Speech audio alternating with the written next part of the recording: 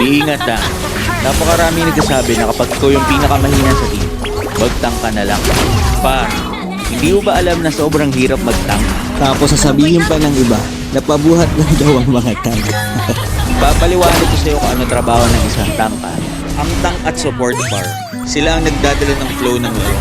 Sabi nga di ba, walang magiging malakas na core kung hindi magaling ang tank at support.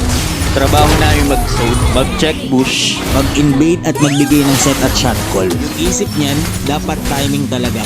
Kasi kapag pumasok siya, alam niya na mayroong follow-up sa mga set niya. ang mindset ng mga tank guys, inisip namin kung paano hindi mababaog, mapoprotect at makakapagbigay ng magandang build ko para lumakas ang kakampi namin. Kaya naman pa, Kung may kakampi ka na tank, na alam mong ginagawa ang lahat para ipanalo ang laro, ito yung pinakamagandang gawin mo para hindi mawala ng gana yung tank sa'yo.